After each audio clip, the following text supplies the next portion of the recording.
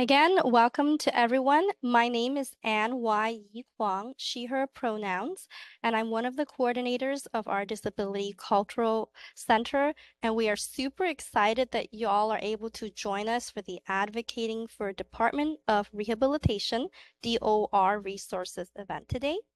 For those who have asked for captions, please note that you're able to view them in Zoom. We have the captioner in the chat. And if you have any questions as well around access, please feel free to chat Disability Culture or myself if you have any additional questions or concerns around access. This event is in partnership with DSP, the Disabled Students Program, Berkeley Career Engagement, and DSP Scholars. Without all of the various staff and program support, we wouldn't be able to bring the information to everyone today. So as I briefly mentioned during the opening, our focus today is really learning how to refine and add to our advocacy toolkit. What are the vocabulary and tools we can use to maximize the support and services we can get from different agencies, including the California Department of Rehabilitation? And how can we use those supports and services to maximize our success and achieve that? Coincidentally, we also wanted to let folks know that today is the first ever Disabled Women's Equal Pay Day, which is really another opportunity to showcase the talent that disabled folks, including women and other identity groups, can bring to the workforce to enrich it if we have access to the appropriate resources, supports, including educational support, which is why I'm so glad that we have wonderful presenters to share information with us on how we can maximize that advocacy. So we have two presenters. First, to set off the event and provide the majority of the presentation around DOR advocacy, we have the pleasure of inviting Carmen Varela, our Executive Director of the Disabled Students Program. Carmen has extensive, over 30 plus years of wealth of knowledge in the areas of disability and civil rights. And she is a proud disability practitioner scholar. And in her former roles as both directors of the Azusa Pacific University and CSU Long Beach, she definitely has a lot of experience working with folks with disabilities across different demographics and geographic locations. And in her work prior to that, she also worked extensively in the areas of policy and advocacy, particularly around helping and empowering folks with advocacy tools to access services, such as the Department of Rehabilitation. Without further ado, please help me welcome and turn the floor over to Carmen. All right, thank you, Anne, and welcome everybody. Happy Wednesday. I am really excited that you are here. I'm very new to UC Berkeley, and I am the new director for DSP. I have been here all of almost 10 months. And I am here to share some knowledge and some wisdom with you in hopes that you'll be able to better navigate the California Department of Rehabilitation. I use the she series pronouns. And I'm just going to do a quick description of myself. I am a 50-something Latina wearing some dark brown glasses, and I have a little longer than shoulder length hair, and I'm wearing a shirt with a collar that has gray stripes. So it's white with gray stripes. So welcome everybody. I am going to go ahead and get started, but I'm going to say a couple of things actually before I start the presentation. I am also a person with a disability. I have a history of low vision. I've had several surgeries. My vision comes and goes due to an autoimmune disease and several diseases of the eyes. So it's a really tricky and complicated thing for me. I'm also the parent of two adult sons who are people with disabilities, and I'm also the primary kind of caretaker for my adult nephew who is on the spectrum, who lives in Texas. So I have been, as Anne said, I have been in the field of disability and civil rights for over 30 years. And I am excited to be here today to kind of guide you through how to get funding through the Department of Rehabilitation. I'm just going to warn everybody, the presentation is a little bit dense, so I'm going to try to kind of hopefully not zip through it, but there's a video, and then I'm going to just kind of check in with folks. I'm going to really recommend that you take down some notes. So if there's anything that you want to ask at the end, because there'll be a time for Q&A, that you ask. And then Anne, I'm going to rely on you for a time check, so you can just kind of let me know. I'm looking at the time, but if you could just let me know, how much time I have left, so I can make sure to cover all the important parts. So welcome everybody, and thank you for taking time out of your busy day. We know you all have a lot of things to do. So I am going to go ahead and start. I'm going to share my screen. Oh, let me see. There we go. I think everybody can see that. I am going to do the slideshow version of this.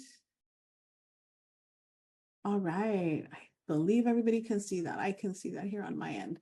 All right, so welcome everybody to Making Disability Work, Funding and Resources for Disabled Students and Alumni. All right, I first want to start off with a land acknowledgement.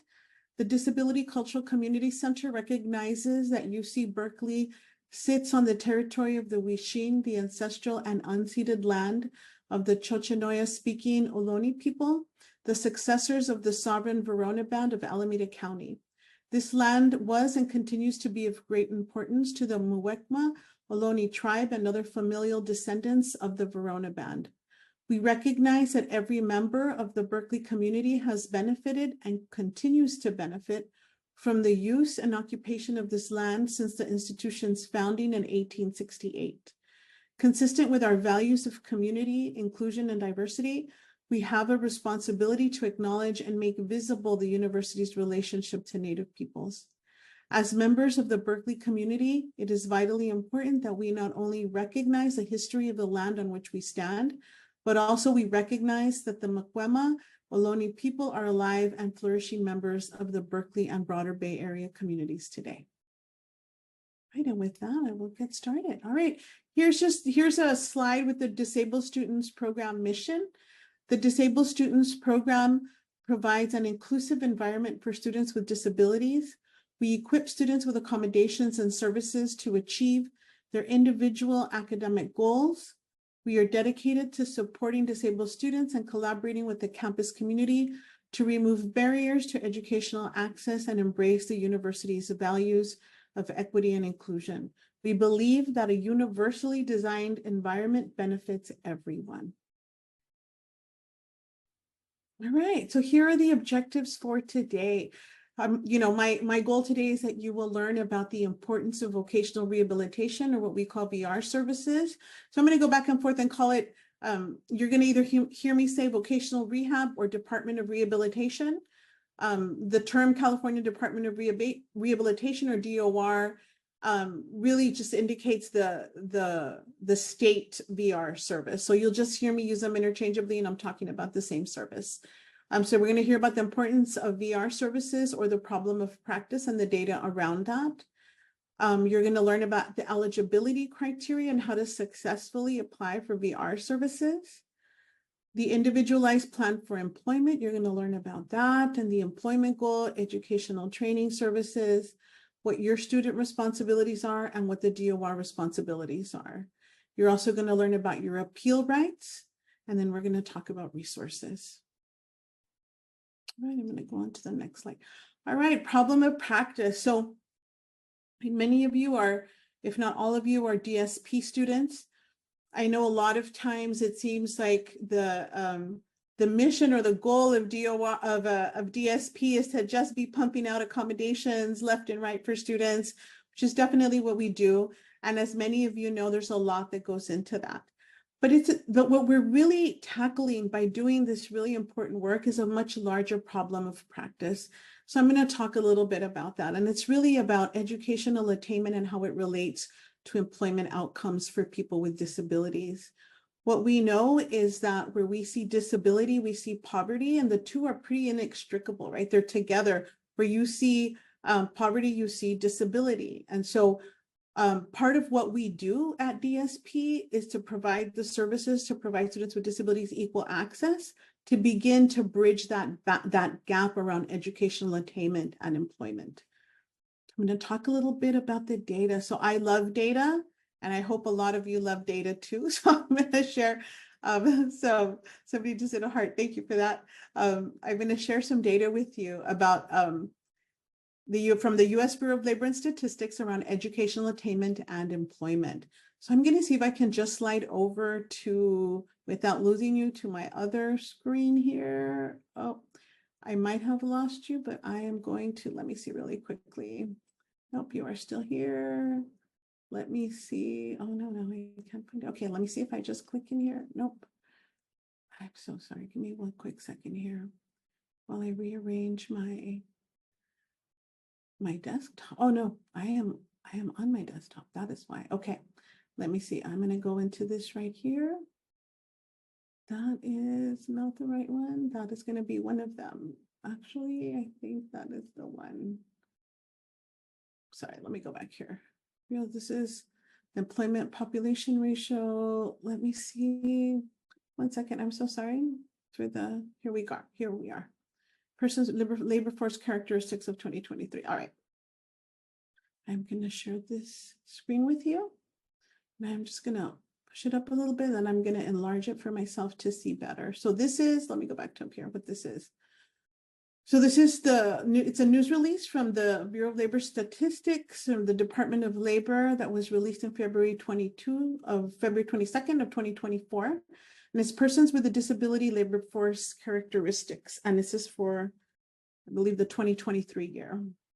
So I'm going to go up here, and I just want to point out part of how we know that there is a problem, how we know that a problem exists.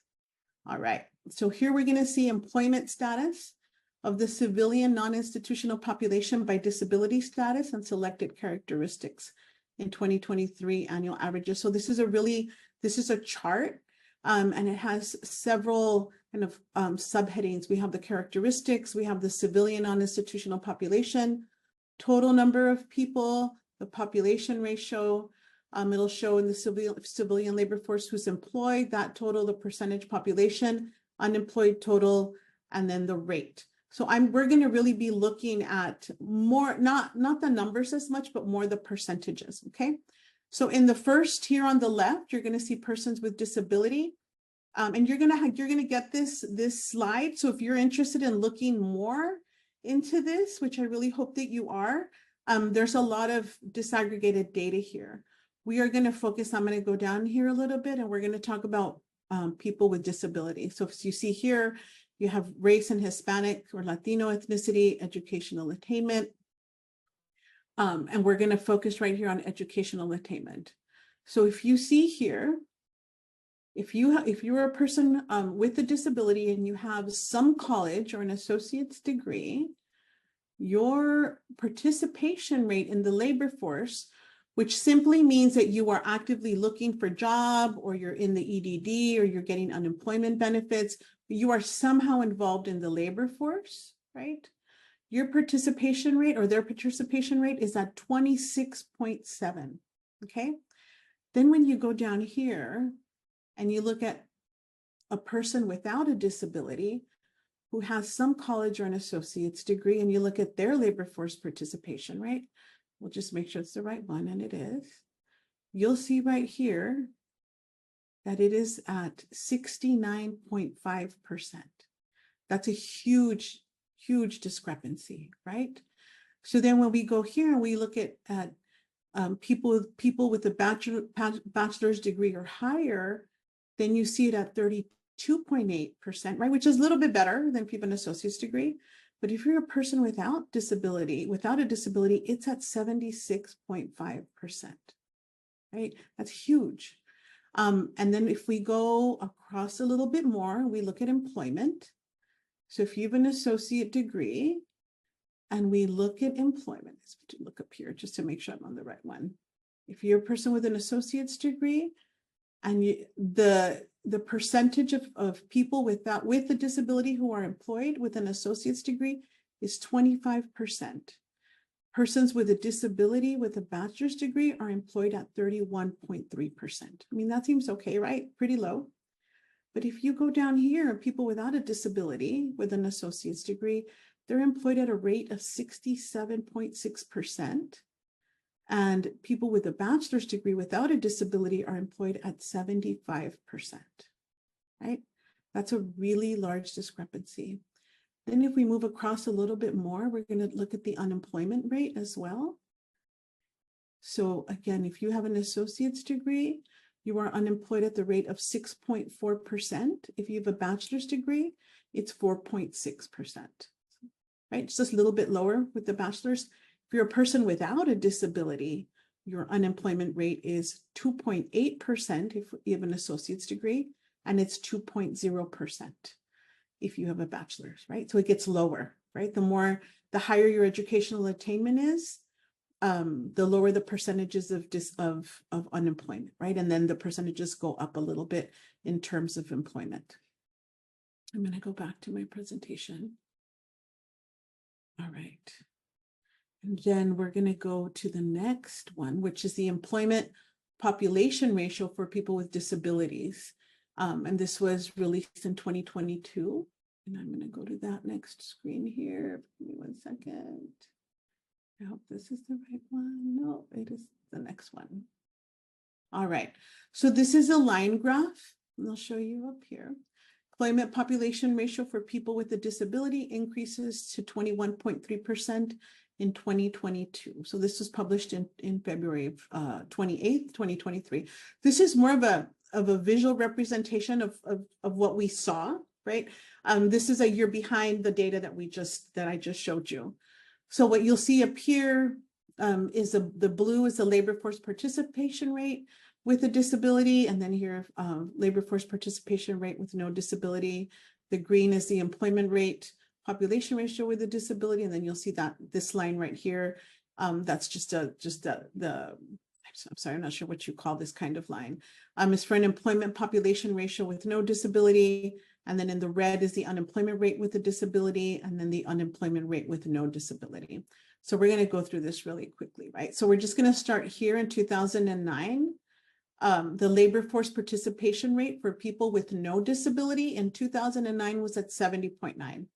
Then it kind of is flat, and it kind of dips here during COVID, right?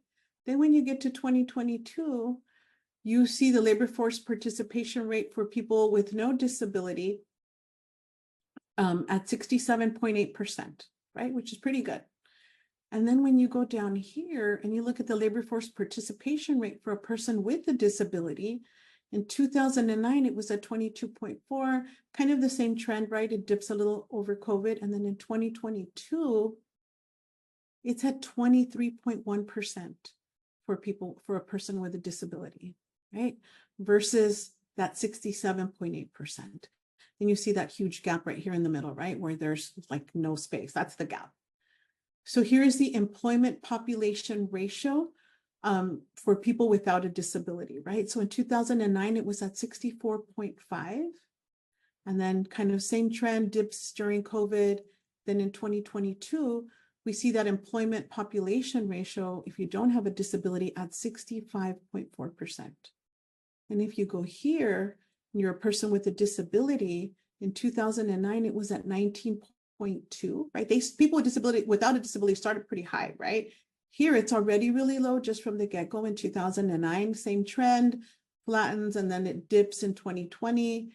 And then in 2022, it's at 21.3%, right? That's so low, right? In comparison to that 65.4% we saw. And again, so there's that gap, right? All from here to here. And then we're going to go to the next line, which is the unemployment rate of a person with a disability was at 14.5 in 2009, same trend, kind of flat, dips in 2019. And in 2020, it actually goes up, right? Because of COVID, which makes sense. And then in 2022, the unemployment rate for people with disabilities was 7.6%. And I know that sounds pretty low, but if you compare it to the unemployment rate, for persons without a disability, they start at 9.0, right? While people with disabilities started at 14.5. Same trend, flat, takes a little bit of a dip. And then the unemployment rate goes up during COVID. to 7.9. And then in 2022, it's at 3.5%, right? So we see that gap, right? Where for people with disabilities, it's 7.6, and here it's 3.5. All right, so let me go back to my presentation, and then I have one more set of data, and then we're going to get into the meat of the presentation. And I don't know why it's not taking me back. There it is. Okay, give my computer a little time to catch up. All right, so now we're going to talk about some current data, right, from the Disability Labor Force Statistics. So currently, and this is a chart that we're seeing, and it has on the left labor force statistics, labor force participation rate, employment population ratio, unemployment rate for persons with a disability, and then the same information for persons without a disability, right? And I'm only going to focus on that first row, or that first column actually, which is August 2024, and it says for the ages 16 to 64. So in August of this year, the labor force participation rate for people with a disability was at 40%. And then for persons without a disability, it was at 78.2%. So we continue to see it, right, even today. Employment population ratio, we see it at 36.4% for a person with a disability, and for a person without a disability, we see it at 74.8%. The unemployment rate for a person with a disability is at 9.1% in August 2024, and the unemployment rate is at 4.3%. So we continue to see this, right? So that's this is going to kind of lead into why the Department of Rehabilitation is such a critical service for people with disabilities and students with disabilities, so that they can have the resources that they need to complete their programs of study and then move into the labor force, right? And hopefully become employed, and then be able to live the life that you dream and want. All right, so vocational rehabilitation and the Department of Rehab. All right, who are they? Okay.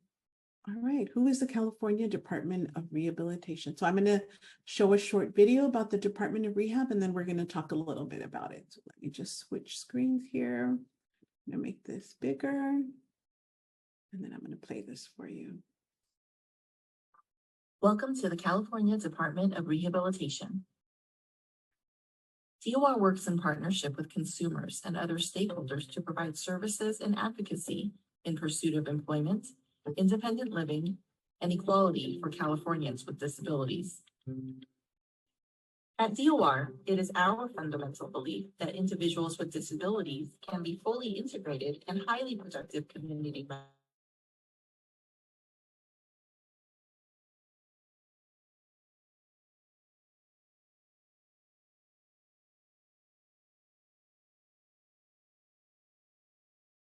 members,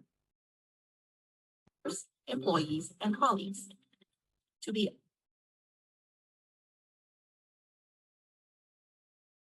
eligible for services, an individual must have a physical or mental disability that substantially impedes his or her ability to secure employment, require vocational rehabilitation services to prepare for, secure, retain, or regain employment consistent with the applicant's unique strengths, resources, priorities, concerns, abilities, capabilities, interests, and informed choice. Program participants are expected to be available, responsible, active, and dedicated contributors to their own success. To be equal, a disability is not a limitation. All people with disabilities have the right to work, perform, and contribute to society. Be independent.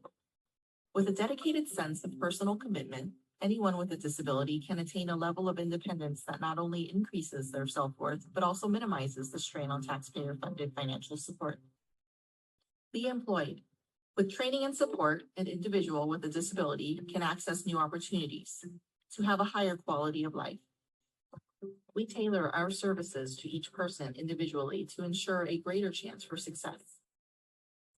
A vocational rehabilitation team works closely with each job seeker to establish the best combination of services and resources necessary to prepare for, find, and retain employment. Our services include benefits planning, career assessment and counseling, job search and interview skills, independent living skill, career education and training, and assistive technology. Businesses benefit from programs that support the recruitment and hiring of people with disabilities. Hiring an individual with a disability is an opportunity. Employees with disabilities bring unique experiences and understanding that can transform workplaces, products, and services. Several incentives are available, including tax incentives in the form of the Work Opportunity Tax Credit and on-the-job training. Incentives can help cover the cost of accommodations for employees with disabilities. By hiring people with disabilities, employers are the key to DOR's mission. DOR provides education and information to businesses and can help with integration when needed. We believe in the talent and potential of individuals with disabilities. For more information, visit our website at www.dor. All right, I'm going to stop it there. Then I am going to go back to my presentation. All right, so you learned a little bit in that video. I mean, you'll have the presentation. You want to look at it again. Has asked you to start your video. Wow, I don't know what happened here. Start my video. Okay. Can everybody see this? Just making sure. Yeah, all right. I'm going to go on to the next screen. So we saw this video and it's all like, you know, really cool. And this is what we do and great. They're really important resource. We're going to share with you. Welcome to why the is this? Why is California. it doing that?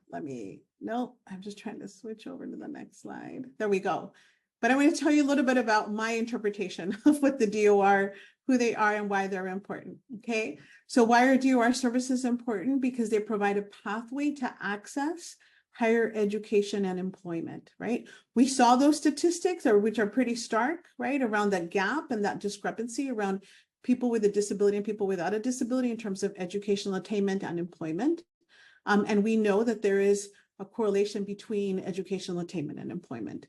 It removes barriers to employment for people with disabilities. Their entire goal at the Department of Rehab is to get people employed and to remove those barriers. It helps reduce or eliminate college debt.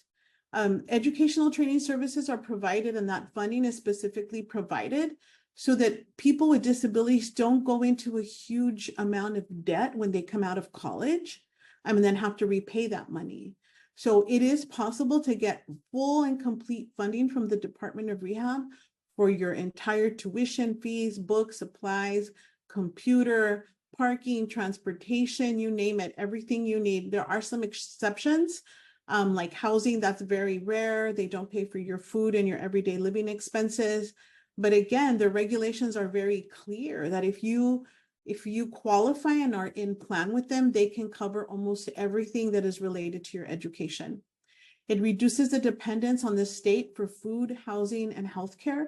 So once you come out and then you're employed, right, then it eliminates the need for SNAP, for food stamps, or SNAP, I think is what they call them now, for housing or subsidized housing, and for healthcare, because if you're in employment, then ideally you'll be able to have health insurance through your employer. Education is the key to employment. That is something directly quoted from the Department of Rehabilitation, and I believe that to be very true. For me, we use DOR as a means to disrupt systemic discrimination in higher education and employment. We know that colleges and universities were not built for people with disabilities, and I'm sure many of you have run into a lot of barriers in the classroom and in your communities. So this resource is vital, right, to get you the training that you need to then move into employment. And then we also know that in employment, there's also a lot of concerns around employment discrimination of people with disabilities, but that's a whole other training to do. But again, the goal is education and then move into employment. It disrupts ableism, right? It disrupts those assumptions that people make and that value that they place on people without disabilities because they might have an education, because they believe X, Y, and Z, because they're a person without a disability, right? People with disabilities can do the same thing that people without disabilities can do. I'm here, right? You're here, and we're doing it. it begins to close the poverty gap. So you saw those huge gaps right in the data. So typically what happens to a lot of people with disabilities when they don't have an education, or when we lose students and they're trying to move into employment, it's hard for them to find employment, or they end up relying on government benefits such as Social Security, SNAP, subsidized housing, etc. Right? And it really doesn't, that doesn't really allow people to live a life that they dream of and that they want to live, right? So it affords people with disabilities the right to self-determination so that they could determine where they want to live, where they're going to work, if they're going to have a family, are they going to have health care, what they want to do. They want to take a vacation, right? What are they going to, what the things that a lot of people take for granted, right? Oftentimes are difficult for people with disabilities because they don't have those resources to do that. So this is why it's extraordinarily important as a resource for people with disabilities. All right, so we're going to talk a little bit about DOR, the application and eligibility phase. This is the very first phase of you kind of beginning to navigate the Department of Rehabilitation. This is what I'm going to tell you about the application and the eligibility. This is your first and biggest hurdle. Once you become eligible for DOR services, it's all a negotiation and a conversation with your rehab counselor about what your employment goal is and then what you need to get you to reach that employment goal. Okay, let's talk a little bit about the application. So the application is super simple. I have a sample for you up here, and then we have a link in the toolkit, which I'll show you in a little bit. Really super basic information, your name. I used Billie Eilish. I think it was with an IE, but I put a Y, right? Billie Eilish. Your date of birth, primary language, your address. I assume Billie Eilish might live in Beverly Hills in Los Angeles somewhere. Your phone number, your email address, and then you want to describe your disability. So here I described I've been diagnosed with dyslexia and dysgraphia, right, which are both learning disabilities. Please describe how your disability gets in the way of work. I put here, it takes me 2 to 3 times longer to read and write, right? So pretty simple. And then what you're going to do is you're going to download this application and you're going to fill it out either online or by hand. You're going to download it and then you're going to walk it into the Department of Rehabilitation. So that's it for the application. Super simple, right? So here are your next steps.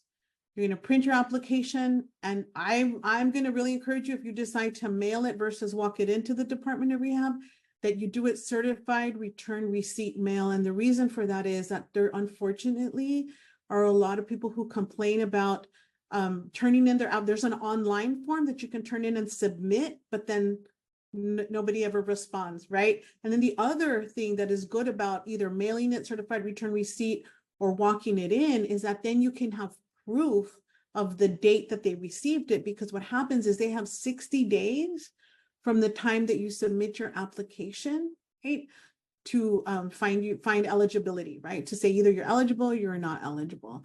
So here is the address to the Department of Rehabilitation here in Berkeley. And if you go to either way, whether you mail it or you walk it in, always keep a copy of your application.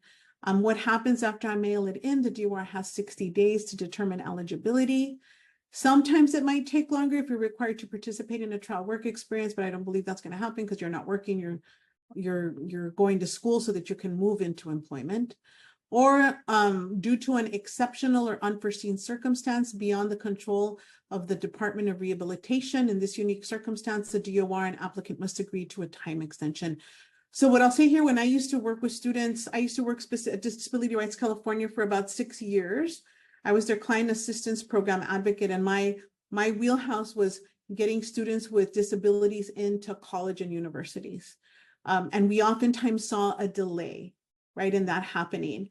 So an unforeseen circumstance is maybe something like the Department of Rehab office closed for a month, or if you think of COVID, right, when there was like an uptick of people going, like trying to go to school, do online training, maybe they were inundated and then they had to limit the number of participants, something extenuating, not something like we saw a lot of times, like they just didn't look at their email box, right? Like when I said, when people email in the application, they didn't see it. That's not an unforeseen circumstance, right? That's just an administrative huge hiccup that they have because they're not looking at their box or they're not assigning them, right?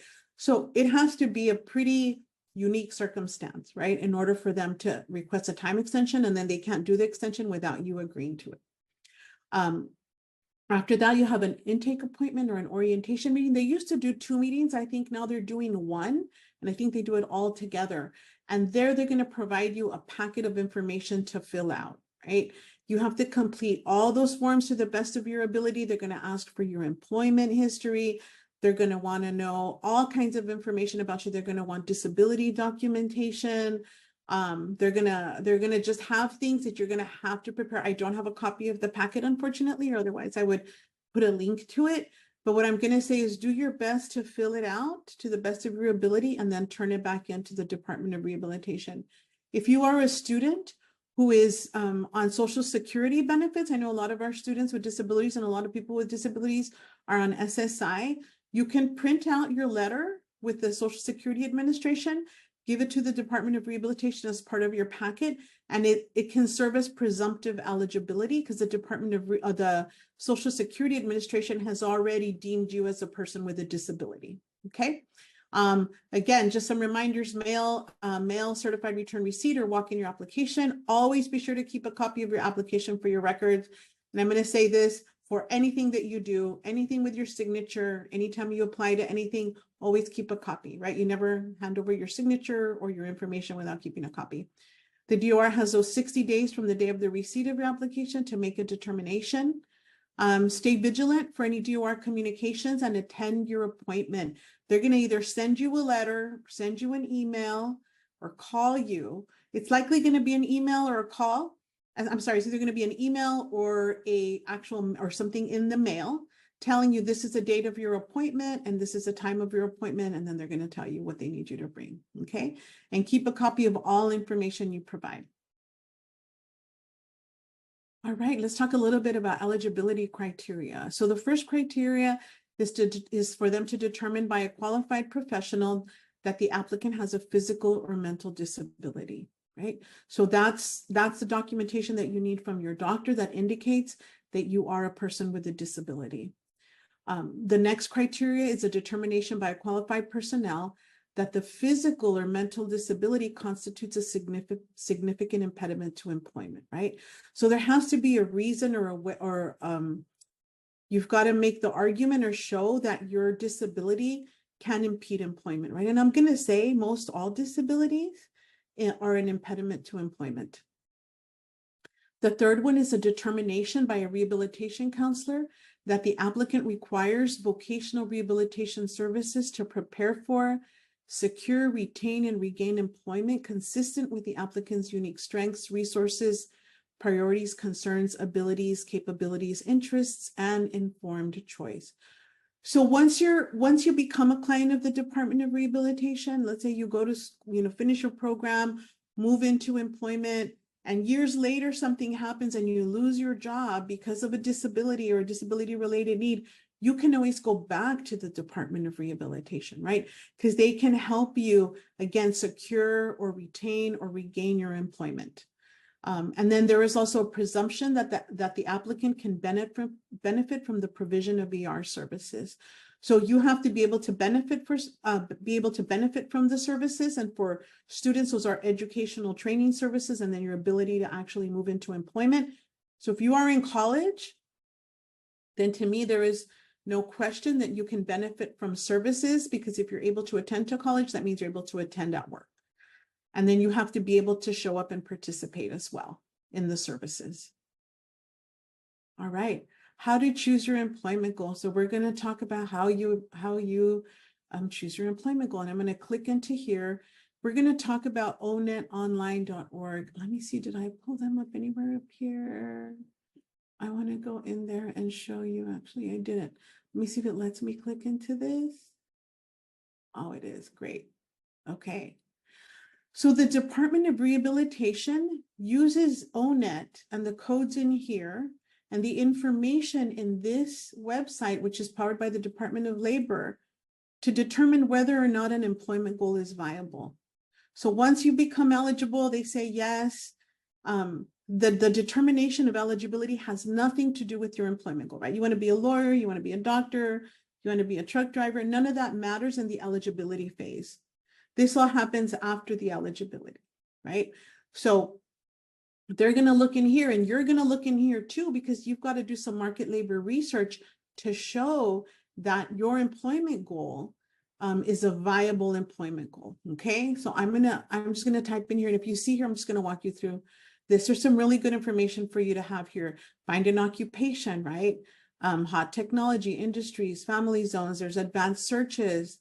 You can browse all this ONET data, and then there's a bunch of other resources for you here. Okay, so I'm just gonna type in here.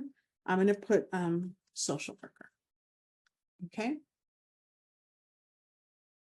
And it's going to take us. So you see here, so child, family, and school social workers have a bright outlook. So that little sun means that there's an average to above average growth in that industry.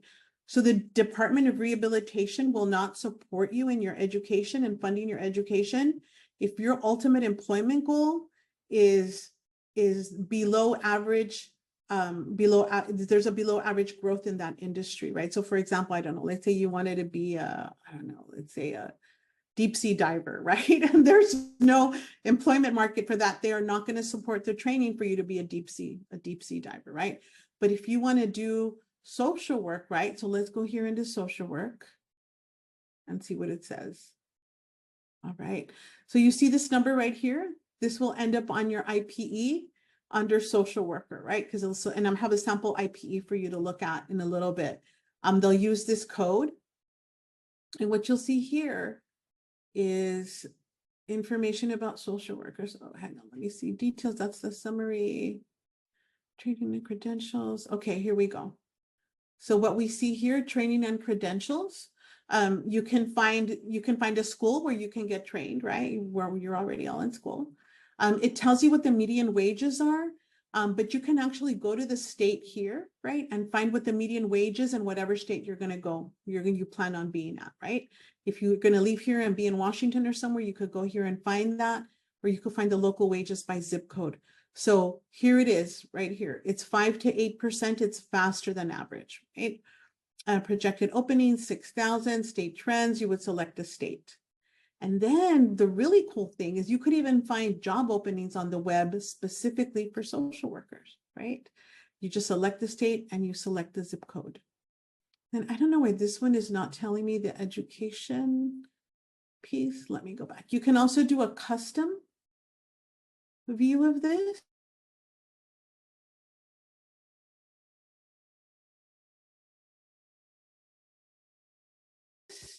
Yes, glitching.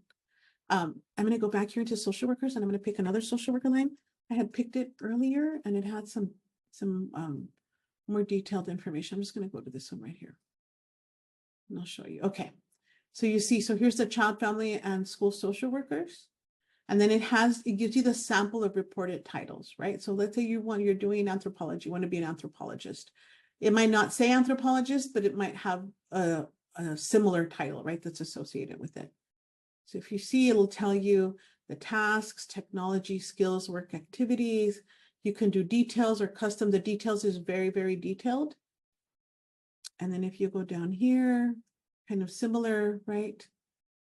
You see the training, the job zone information. It'll say education. Most of these occupations require a 4-year bachelor's degree, but some do not. Then training and credentials, education. 69% of all people in this field with this title here and this code, right? With that, this ONET title and code, child, family, and school social workers. 69% of people in this field have a bachelor's degree. So the Department of Rehabilitation would only pay for a bachelor's degree. If you wanted to be a lawyer and you put lawyer up here, it would say that it required an advanced degree or a master's degree, right? And then that's how you would justify, right? This is your market labor research to the Department of Rehabilitation that you require an advanced degree, right? In order to move into employment as a social worker. And then it just goes down. And then again, here's the wage and employment trends that we talked about. job openings on the web, and then it has some related occupations. Okay, this is really important because I've seen so many Department of Rehabilitation potential clients not get funded because of their employment goal. The employment goal drives every single service in your individualized plan for employment, which is what we're going to talk about next.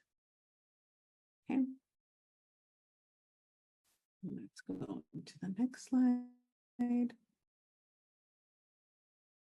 How's everybody doing? I was going to do a quick check-in. Is everybody all right? Okay. I told you it's a lot of information, but it's important information. All right. What is an individualized plan for employment? This is a contract between you and DOR. Once you're eligible, once you know your employment goal, you're like ready, you're set, they're going to draft up a plan. It's truly is a contract, right? That they're going to draft for you. So, all right. So the IPE for short, the IPE must contain the following, right? Oh, so that's this part. Let's talk about what it is. It outlines the DOR's commitment to services and supports so that there's no question about what they're committing to do. It outlines your responsibilities as a DOR client or student. It's a contract between you and the DOR for all intents and purposes. You sign it and the Department of Rehab is going to sign it. And it must be reviewed annually. And the thing that you should know is that at any time you can request an amendment to your IPE. And so if something happens, something changes, you've got to communicate with your rehab counselor. Just know communication is key. When it comes to the IPE, you failed a class, you need to withdraw for a semester, whatever happens, you've got to let the Department of Rehabilitation know what is happening. These are the elements that the IPE has to include. It has to include the employment outcome, the DOR services needed for you to reach your employment outcome, which is what I was talking about, how the IPE drives all services, the timeline for services and achieving your employment outcome. When are you supposed to finish, right? When are you set to finish your degree? Specific entities responsible for providing services to you and the method chosen to obtain those services, and the criteria used to determine progress towards achieving your employment goal. The need for supported employment and the projected need for post-employment services. But I don't think supported employment is typically for people with intellectual disabilities or the more significant disabilities. Might need some supported employment. And then post-employment services are in a whole other category. So I'm going to go ahead and go on to the next slide. Okay, I'm going to find a sample IPE here for you. Let me see. I think I'm going to go this way. No, I'm going to stop sharing. I'm going to find it and then I'm going to share my screen with you really quickly. All right. Here it is. I am going to share this. Let me see. All right. Oh, no, you can't see this. Okay, I'm going to stop sharing this one and then I'm going to share my other screen and then I'm going to come back. All right, so I have a sample IPE for you to look at. Give me 1 second while I reshare my screen. Here, it did not fit in the, here it is. It did not fit on a slide. So here's a redacted individualized plan for employment. This IPE was somebody that I consulted with. So this was a student I had in Los Angeles when I worked at Disability Rights California. He's blind and he got shot in the face, lost his vision, right? Was not born as a person with a disability and then decided to go back to school. So I helped him get funding all the way from finishing community college to his bachelor's. And in this one, what you're going to see is that this is for a master's program. Okay. So here you see the name and address. We have Billie Eilish here, a phone number, and then I'll have the counselor's name. And then it'll say my employment goal is human services workers or social worker. That was it's his current employment goal. And secondary education, enrolled in secondary education. It says high school, achieving a high school diploma is not a goal on the IP. I'm not sure why they put that on there. And then his expected completion date was 6/30/2028. Okay, this is kind of basic stuff. So let's go over some stuff in here. So why did we choose this employment goal? The job outlook for this type of work is good, right? It's that labor market research that you've got to do. It matches my interests, abilities, and strengths. You've got to remember the employment goal is your choice, not the Department of Rehabilitation's choice.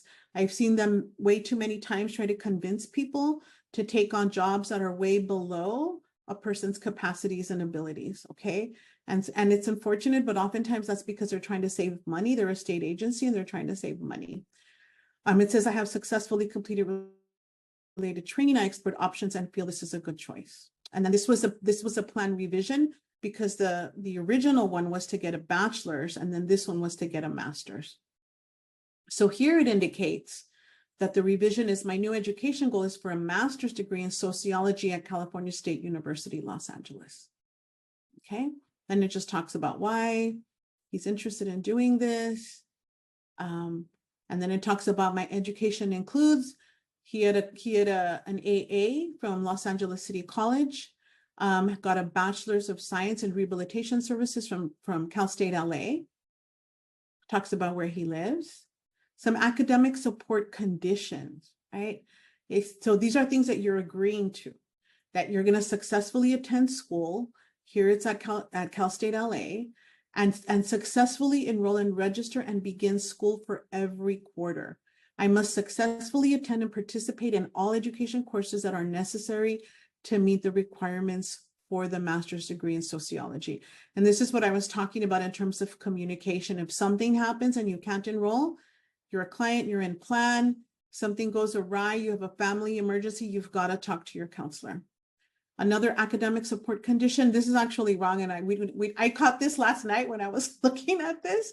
Here it says a GPA of 2.0. This is if you're in a bachelor's program, but when you're in a master's program, it's a 3.0 GPA average. So you're gonna have to send them your grades at the end of every single semester, okay?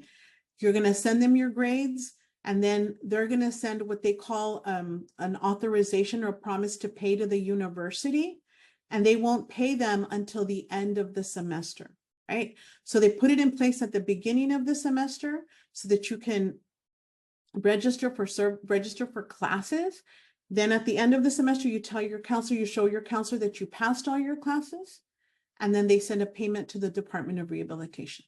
And then you're going to do that every single semester. Some more academic support conditions, standard tuition allowance. Right, so they talk about the standard allowance. So typically what the Department of Rehab does is the first 2 years, freshman and sophomore, they want you to go to a community college, and then they'll pay the community college rate. Although I have seen them pay the full funding for a state or public school. And then it says, approval of school training is at the public California State University graduate level rate. So they're going to pay tuition and fees at this rate. Now, so for graduate students, there is no more financial aid for graduate students, right? You can apply for a Pell Grant, you're going to do a FAFSA, but there are no more Pell Grants, there are no more Cal Grants. It's all either scholarships or it is scholarships or it's loans. They cannot compel you to use any loans, even as an undergraduate student, to go towards the cost of your tuition and fees. Scholarships, if they're merit-based scholarships, they also cannot compel you to use those. So my student here actually is getting his entire the tuition and fees is all paid for, right? Submitted the FAFSA. They saw that he was able to get some loans. He actually refused the loans because he didn't want to get into debt. And now they're paying for the entire tuition and fees for the student. 5 minutes, Carmen. Okay, thanks, Anne. I think I am running pretty behind. Okay, and then a change in major. Here's some more academic support conditions. They won't pay for basic housing and things of that food, housing, lodging, or motel expenses. And then I just want to go here and show you to the meat. And we're going to send this to you. So you have a copy of this IPE for your review. So here is the meat of the IPE, which are the services. So the services here are pretty dense because we worked really hard. We had several iterations of this plan, is what I'm going to say. to get the services in place. So here they are. Assistive technology, who's going to provide that? Western University, the service provider, and then who's going to fund it? The agency always means Department of Rehabilitation, right? A computer, graduate college or university, public, Cal State LA, the Department of Rehab is going to pay for it. Books, a DOR vendor, but the agency, the DOR is paying for them. Schools and school supplies. The service provider DOR, the agency is DOR, they're going to pay for it. Business and professional service fees, for example, if you want to take the LSAT, or you're studying for the bar, or you need to get your license for your MFT, they can also pay for that, right? Then they can pay for anything that has to do with any internships or anything of that nature. And then it just goes on. This is a really long one. And then it's signed at the end, okay? And we're going to send this to you so you have it. So I'm going to stop my share and I'm going to go back to my presentation here. Right. Let me get back here and then let me go back to my presentation. 1 second. Oh, now I have to find my presentation again. Here we go. Okay, so that was a sample IPE. And then we're going to talk about your due process rights. So what happens if the Department of Rehabilitation says no to you, right? You have the right to an administrative review, which is kind of the first level. And I've done tons of administrative reviews, and I'm going to say, I think this is the best way to go. And there is information in here about how to do it in these links. It's really just a letter that you write to the administrator of that DOR saying, I forget, what is it? They have a title. It's the, I'm sorry. It's like the top guy at the region that you're at, right? District administrator, that's what they're called. And you're just telling them that you believe that you were denied and you believe that it was incorrect. And this is why you should be made eligible for services, right? And what that does is that it gives you the opportunity to talk to the Department of Rehabilitation because they have to meet with you.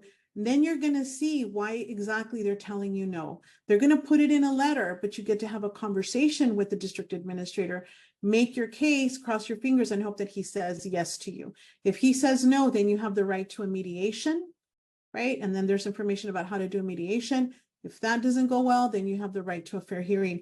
I think when you get to the mediation and fair hearing stages, you definitely want to contact the client assistance program because it is a legal process. Like when I used to do fair hearings and mediations, you've got witnesses, you've got evidence binders, and it's a really arduous process. And then we are almost done here. Here are some resources for you. We have our disability, our toolkit. Let me see, I think this is a toolkit here. I just want to show it to you really quickly. And it has all the links that you need, right? To learn about the Department of Rehabilitation, from eligibility all the way to the IPE, to the training services. And then at the end, there's another toolkit there for you and more resources, okay? And let me get back here.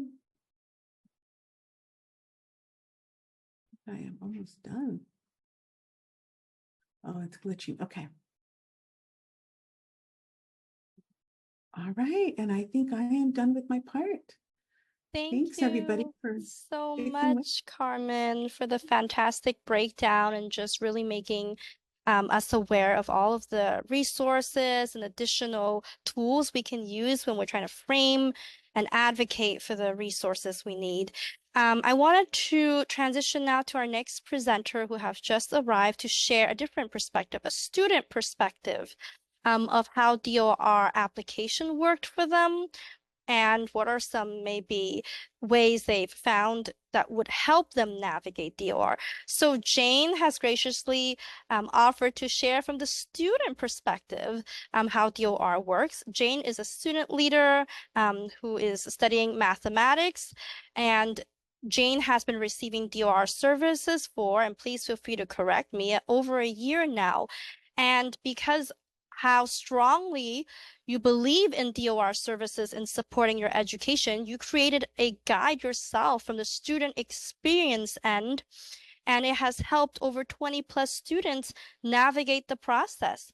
without further ado, I want to transition over to you, Jane, to share your perspective for a few minutes to add to our conversation. Sure. Hi guys, my name is Jane. I'm a transfer. I'm a senior now. Like Anne said, I'm studying math, but in my free time, I really like to do this sort of like disability advocation, or advocating, because I feel like a lot of people don't know about these resources. Like I myself didn't know about it until I was about to transfer, and my friend mentioned it like very casually. And so I really try to spread the word about this. And I created this guide on Notion that kind of gives you a step-by-step instruction. And I believe either Anne will share it or has shared it already. I just read, so I don't know. But basically, the main things are that if you apply to, a lot of these offices are like overworked. And so my main thing is that you may have to wait, or you're going to have to learn to advocate for yourself if you haven't already. So what that looks like is mainly like calling or emailing the department or the office that you applied with and just asking like, hey, what happened to my case? So I have to actually had to do this too, because they wrongly they didn't deny me, but they gave my case to someone who was like about to go on vacation, and then also that person was like not the right person to put me in contact with. And so when I called, I was like, oh, like this, please escalate this to like a manager. And you kind of have to like be your own Karen, but like in a nice way, so that you can get the services that you need. And also a lot of people I think doubt that they need these services, but even if you don't have accommodations right now, but you know that you have a disability, or like you're trying to get diagnosed for a disability, I would still encourage you to apply, because like if you feel like you need it, then you should get these services. But Thank you so much, Jane and Carmen. And I wanted to take a moment, first of all, if you give me 1 second to share my screen. We have a few closing announcements for folks. Okay, hopefully my screen is shared now. So first of all, there is a QR code on the screen. Thank you so much, everyone, for coming to our second of the Making Disability Work series. And so today's focus, as Carmen and Jane graciously shared all of the information and expertise with us, was on how to advocate when working with the Department of Rehabilitation. So if folks could take a moment to complete our post-event survey. So this will let us know, like if this information session was helpful. We have some additional events left for this series. So what types of information do folks want to continue to see, so that we can provide the most relevant and helpful information for you all as you navigate your journeys through education, through Berkeley and beyond, right? Because a lot of this is focused on graduation, employment, and grad school. So any feedback you can provide for us would be greatly appreciated. The second is we do have, actually, as I shared, a few remaining sessions for this series. And so there will be 2 additional sessions in November and October around employment, Berkeley career engagement, which was a resource that was mentioned, to build your brand. And that's an event we have in October, and to network with DSP alumni who can share how their journey at Berkeley went and what type of careers and grad school paths they have chosen. And in November, we will actually host an additional session on if folks are interested in applying for internships and using the work experience Jane mentioned, how can we go ahead and do that with the Department of Rehabilitation? So please feel free to join us for some of these future sessions, as well as provide feedback. We will also send out a follow-up email to folks who are SVP'd, because in that form we collected and asked for y'all's email. So we will be sending everyone a copy of the presentation, a link to Jane's guide, as well as a link to the DOR application and toolkit that we have created specifically for you all. And if you have any questions or follow up, you're always welcome to reach us and email us at disabilityculture@berkeley.edu to obtain further information. Feel free to join us again at our future sessions. And thank you so much to Jane, to Carmen. What a wonderfully informative presentation, and to all of the attendees for joining us today.